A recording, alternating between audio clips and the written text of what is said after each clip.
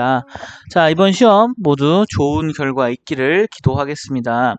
자, 일단 유인물에 앞에 나와 있던 뭐 현대시가 뭐 몇 년도에 뭐가 나왔다 뭐 이런 정도는 안 외우셔도 상관없습니다. 그거는 그냥 여러분들의 그 생각의 틀을 좀 넓히기 위해서 선생님이 정보를 많이 제시를 해준 거예요. 실제 고전 소설도 마찬가지겠죠. 자, 일단 이번 시험에서는 작품에 관련된 내용들만 공부를 하시면 좋을 것 같습니다. 자, 일단 첫 번째, 남신의주 유동에 있는 박시봉의 집에서 기거하고 있는 우리 백석이라는 사람의 시를 한번 보도록 하겠습니다. 자, 이 백석의 시 전체적인 내용 기억나시죠? 그 부분들 한번 체크해보면 좋을 것 같습니다. 자, 일단 실제적으로 이 작품의 갈래는 자유시이고 서정시입니다. 뭐 자유시와 서정시 너무나 흔하죠. 사실 뭐 감정을 펴내다 그리고 자유롭다라고 해서 자유시 서정시인데 연도를 한번 생각해보면 조금 더 도움이 될 것 같아요. 이때 당시에 백석의 뭐 조금 트레이드 마크들이었죠. 자, 작품의 내용은 고백적이다, 반성적이다, 의지적이다라고 볼 수 있을 것 같습니다. 왜냐하면 상황이 상황인지라 자기 자신의 그런 후회 이런 것들도 많이 들어가 있는 시죠. 그렇기 때문에 뭐 이런 고백적 그리고 자기 반성적 그리고 의지적이라는 거 볼 수 있을 것 같고요. 여기 나와 있는 이 유랑인의 삶이라는 건 아무래도 백석이 지금 가정을 두고 뭐 여러 가지 상황 때문에 남신의주에 있는 집에 기거하고 있죠. 그 부분들 때문에 이렇게 유랑인의 삶을 제재로 하고 있다라고 볼 수 있을 것 같고요. 자, 이 작품에 나와 있는 주제는 무기력한 삶에 대한 반성 그리고 새로운 삶에 대한 의지, 이 부분이 중간에 시어를 통해서 전환되고 있죠. 어디 나와 있는 내용이에요?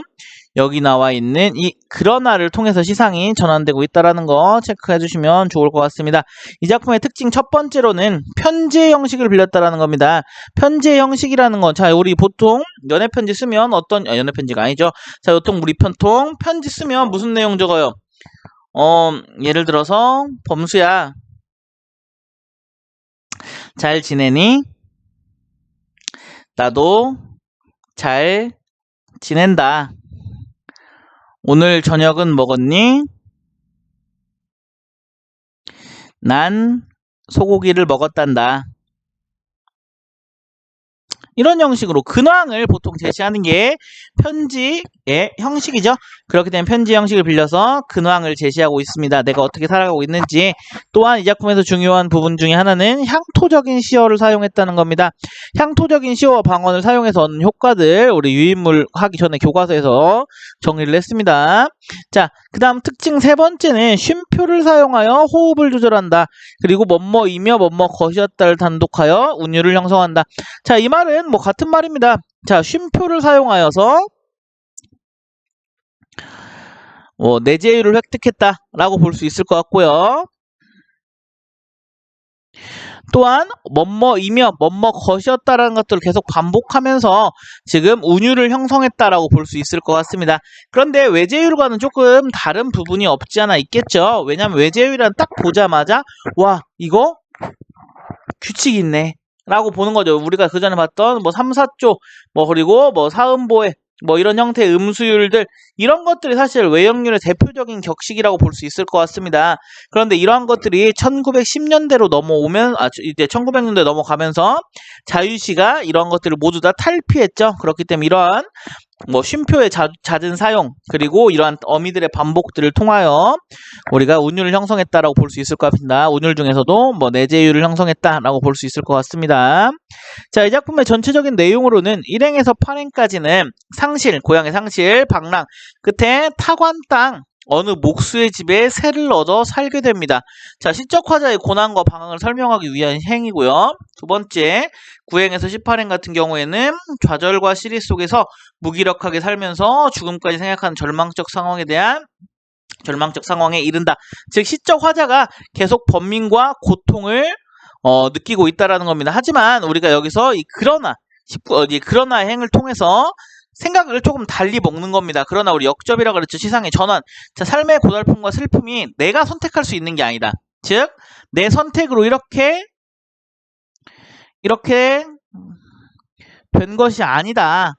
운명이 이런 것들을 만들어낸 것이다. 그렇기 때문에 현실적으로 내가 이렇게 한계를 이루는 게 당연한 거다라고 느끼기 시작한다라고 합니다. 즉 당연하다고 느끼는 순간 어때요?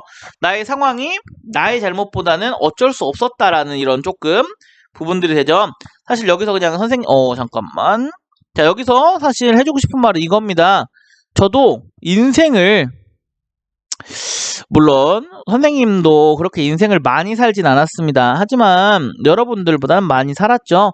선생님이 사실 방금 이 부분에서 조금 여러분들에게 해주고 싶은 말이 있는데 사실 요즘 힘든 일도 많고 뭐 걱정도 많은 친구들 많을 것 같습니다. 이제 진로도 진로에 대한 걱정들도 엄청나게 많기 때문에 많은 생각들을 할 텐데요. 선생님도 이제 나이를 먹고 나서 뭐 여러 가지 사건들이 있었어요. 뭐 차여보기도 하고 뭐 친구들한테 배신도 한 번씩 당해보기도 하고 뭐 뒷담도 많이 받아보기도 하고 난 이렇게 행동했는데 뭐 여러 가지 뭐 상황들이 봤을 때 실제적으로 내가 행동한 것과는 전혀 다르게 뭐 상황이 발생하기도 한다든지 그런 것들 때문에 상처를 많이 입었었는데요. 선생님이 그러한 상처들을 입고 나서 내린 결론이 하나 있습니다. 인생 결론적으로는 남 탓을 해야 된다라는 걸 느꼈습니다. 이게 무슨 의미냐면요. 남 탓을 하되 어, 피해를 끼치면 안 되죠. 피해를 끼치는 것이 아닙니다. 그냥 나의 마음속 안에서 이건 내가 잘못한 게 아니야. 예를 들어서 김세희가 잘못한 거야. 뭐 이런 형태. 아니면 김지원이 잘못한 거야. 예를 들어서 세희와 신이가 싸웠어요. 그러면은 난 신이 입장이라면 이렇게 얘기할 거예요. 김세희가 내 생각을 안 들어줘서 그래. 이건 김세희 탓이야. 대신 이걸 말하면 안 돼요. 이런 말하는 순간 피해를 끼치게 되는 거니까요. 뭐 김세희 입장에서 이신이 얘는 왜 그러는지 모르겠어. 맨날 자기 생각만 하고 맨날 춤만 추려고 하고 정말 마음에 안 들어 라고 혼자만 생각하는 겁니다. 그러한 것들이 나의 멘탈에 정말로 좋더라고요. 그래서 선생님은 조금 추천하는 방법 중에 하나입니다. 남 탓을 좀 하여라. 하지만 이걸 누구에게 알려서는 안 돼요. 혼자만. 그러다 보면 마음이 상당히 편안해지는 것을 좀 느낄 수 있을 것 같습니다. 조금 여러 가지 이야기들이 많았고요. 다시 수업으로 들어가 보면 자 이제 24행 32행에서 자 겸허한 자세로 운명을 긍정하고 현실을 극복하게 되는 의지를 다진다. 즉, 그 전에 살아왔던 무기력한 삶에 대한 반성을 하고요. 현실을 극복하겠다는 의지를 가집니다. 즉, 내가 할 수 있는 데에서는 최선을 다하겠다라는 생각을 가진다라는 겁니다. 자, 이 작품에 나와 있는 표현상의 특징으로는요. 자, 편지의 형식을 취하여서 행과 연에 뚜렷한 구분이 없다. 즉, 운문시라기보다는 운문시가 아니라 산문시라고 볼 수 있을 것 같습니다. 자, 쉼표를 많이 사용하여서 자신의 상황과 내면을 구체적으로 형상화한다. 자, 쉼표를 많이 사용함으로써 얻는 효과, 뭐 내재율을 획득한다도 있겠지만 자신의 상황과 내면을 구체적으로 형성한다. 왜냐하면 쉼표를 사용함으로써 한번 쉬게 되는 거고 그 다음 나와 있는 문단에 집중을 할 수 있게 만들어놓은 거죠. 자, 잠시 나는 고개를 들어 허연 문창을 바라보든가 또 눈을 떠서 높은 천장을 바라보는 것인데 이제 나는 내 뜻이며 힘으로 또 나를 이끌어가는 것이 힘든 일이라고 생각한다. 즉 뒤에 부분 좀 더 강조 부분을 주는 거죠. 나의 상황과 내면을 구체적으로 형상화하는 거죠. 자, 또한 이 작품에서 가장 중요한 특징 중에 하나는 평안도 방언 그리고 토속적 소재를 사용하여 향토성을 드러낸다는 겁니다. 사질한 소재, 지롱백이라는 소재, 북덕불이라는 소재를 통해서요. 자, 이 작품에 나와 있는 이러한 토속적 소재를 사용해서 얻는 효과들 선생님 정리해줬습니다. 그거는 앞에 나와 있는 수업 보세요. 자, 또한 객관적 상관물을 통해 시적 화자의 태도를 상징적으로 드러냅니다. 자, 여기 나와 있는 이 갈매나무는 작품의 객관적 상관물이라고 볼 수 있을 것 같습니다.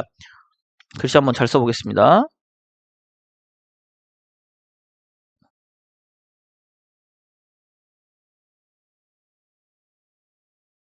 좀 못 썼다. 미안. 자, 여기 나와 있는 이 갈매나무라는 것은 자, 화자가 현실을 굴복하지 않겠다는 의미의 표상이자 희망입니다. 화자의 감정은 그냥 투영한 것뿐입니다. 감정, 이입의 대상물과는 조금 차이가 있겠죠.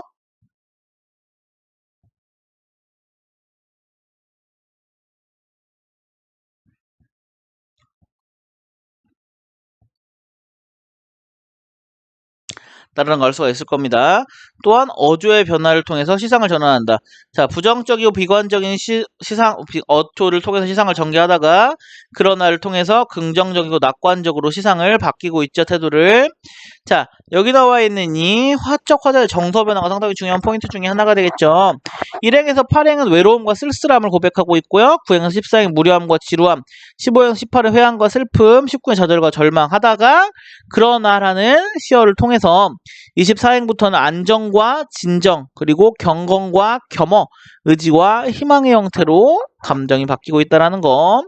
자, 20행이 그러나가 상당히 중요한 포인트 중에 하나가 되겠죠. 20행 이전에는 부정적이고 비관적인 삶의 태도 드러나지만 20행에서부터는 운명에 대한 깨달음을 바탕으로 이러한 삶의 태도에서 벗어나 긍정적이고 낙관적인 삶에 대한 의지를 드러낸다. 이런 거 작품에 나와 있는 상승적인 이미지의 시어들을 통해서 알 수가 있었죠.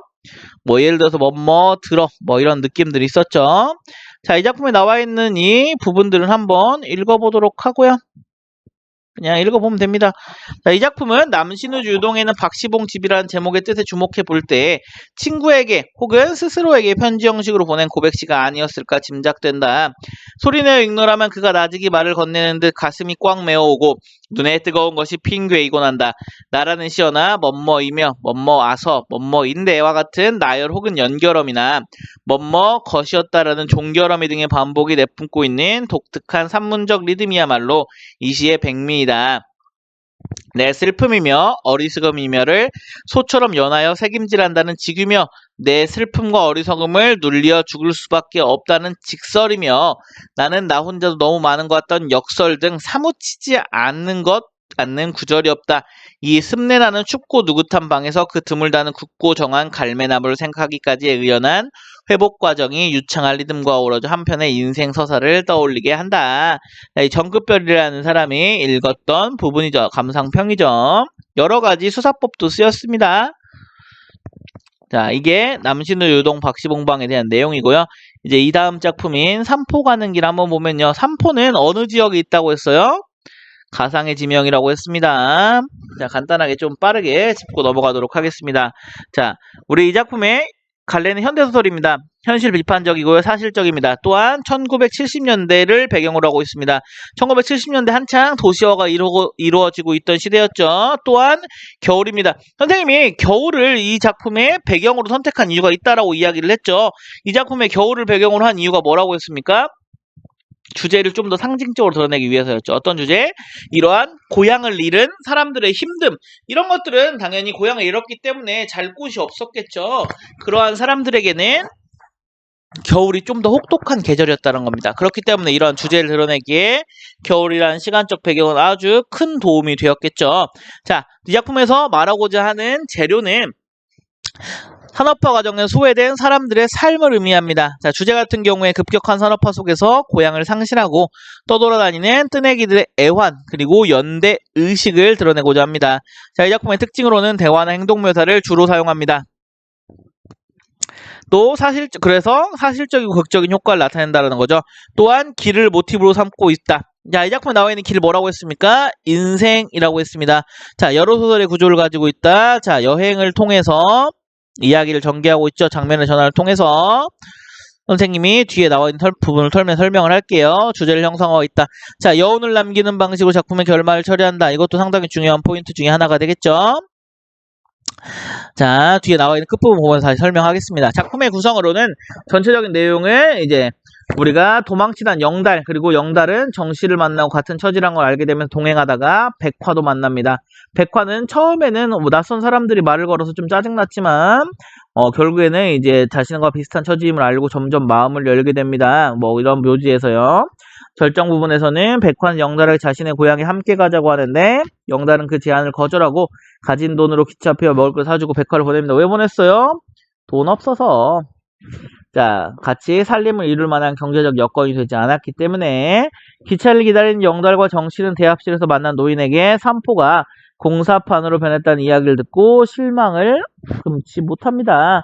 그러면서 이제 기차는 떠난다 이런 형태로 여운을 남기면서 끝을 내죠. 자, 이 작품의 등장인물 총 4명이 나온다라고 볼 수 있을 것 같습니다. 어중이 떠중이 빼고요. 자, 영달의 인물은 공사판을 전전하는 뜨내기 막노동자입니다. 따뜻한 인간미를 지니고 있지만 행동과 말은 거칠어요. 요즘 보면 츤데레죠. 츤데레 누구예요? 재성이죠. 자, 정씨 같은 경우에는 교도소에서 추록 후 막노동으로 생계를 유지하며 고향의 삼포를 찾아가는 인물입니다. 생각이 깊고 인정이 있습니다. 자, 백허 같은 경우 술집에서 도망친 종업원이죠. 어린 나이에 산전수지를 겪었지만 인정이 많고 마음이 따뜻하다. 자, 백허라는 인물은 가족을 책임지기 때문에 일을 해야 된다라고 이야기를 하죠. 그런데 이제 노인이라는 인물이 나옵니다. 노인이라는 인물은 여러 가지 역할을 하는데 그 중에서 중요한 건 영달과 정씨에게 삼포가 이미 관광지로 개발되어 사라진 공간임을 알려줍니다. 또한 이 산업화와 도시화가 사람들에게 끼친 영향에 대해서 생각을 하고 있는 작가의 생각을 대변하고 있다라고 볼 수 있을 것 같습니다. 자, 이 작품에 나와 있는 삼포라는 곳은요, 삼포의 의미다. 삼포의 의미가 뭐예요? 물어보면, 자, 뜨내기로 살아온 정씨가 생각하는 정신적인 안식처이자 그의 고향이란 걸 알 수가 있습니다. 산업화로 인해 본연의 포근함과 안락함을 잃은 농어촌을 상징합니다. 또한 가공의 지명으로 떠돌아다니는 유랑인들에게 영원한 마음의 고향을 의미합니다. 그렇기 때문에 가공의 지명이 되는 겁니다. 예를 들어서 부안이라고 명확한 명칭을 했다면 그 공간은 모든 사람들에게 마음의 고향이 될 수는 없겠죠. 부안을 사는 사람들에게 마음의 고향이 되겠죠. 자, 이러한 것들이 산업화, 근대화로 인해 옛 모습을 잃고 사라져 버렸기 때문에 이러한 내용들을 떠올릴 수가 있다는 겁니다. 자, 우리 정씨의 심리변화 상당히 중요한 포인트 중에 하나가 될 텐데요. 자, 정씨가 삼포로 가는 여정 중에서는 고향으로 가기 때문에 정씨가 편안함을 느끼고 기대감을 가지다가 노인과의 대화 후 삼포가 개발되고 있다는 거 도자가 끌리고 추럭이 돌아다니라는 이야기를 듣고 나서는 고향 상실로 인한 괴로움과 좌절감을 느끼죠. 자, 그 다음 마지막 구절 여운을 남기는 마무리라고 이야기를 했죠.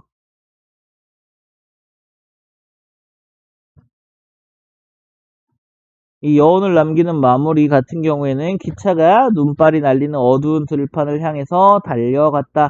자, 이 작품의 서술 대상을 주관적에서 객관적 대상이 기차로 바꿨습니다. 효과로 여운을 형성했죠. 자, 이걸 통해서 말하고자 하는 바는 산업화로 인해 고향이자 마음의 안식처 삼포를 상실한 정씨와 목적지가 없는 떠돌이 생활하는 영다리가 계속 떠돌이 생활을 할 것임을 추측할 수 있게 합니다. 기차는 떠나죠. 그렇기 때문에 여기 나와 있는 이 눈발이라는 건 시련, 어두운 들판이라는 것도 앞에 미래 같은 경우를 상징한다라고 볼 수 있다라는 겁니다. 자, 이 작품은 여로형 소설이라고 이야기를 했습니다. 자, 그렇기 때문에 공간에 관련된 내용들이 상당히 많이 나와야 되는데요.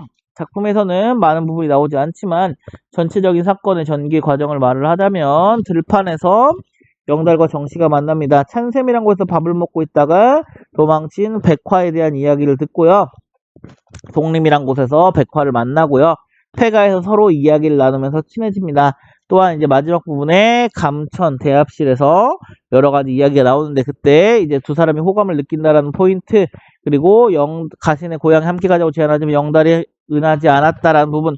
왜 응하지 않았습니까? 같이 가면 살림을 차려야 되는데 살림을 차릴 만한 돈이 없었기 때문이죠. 자, 삼포가 변했다는 사실을 노인에게 들은 정씨는 실망하면서 기차를 타고 가는 걸로 이야기가 끝이 납니다. 자, 이런 부분들 한번 읽어보면 좋겠습니다.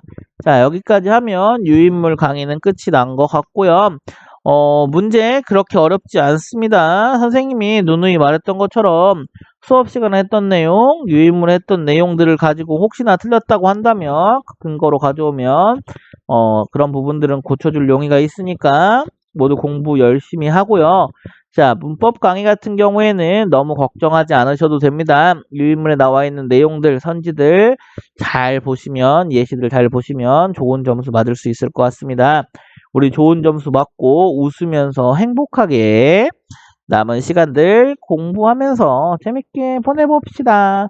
자, 이제 뒤에 부분은 선생님이 저번 주말에 캠핑장을 가서 이제 정리를 다 끝낸 선생님의 캠핑장의 모습입니다. 한 번씩 데려가고 싶기는 한데요.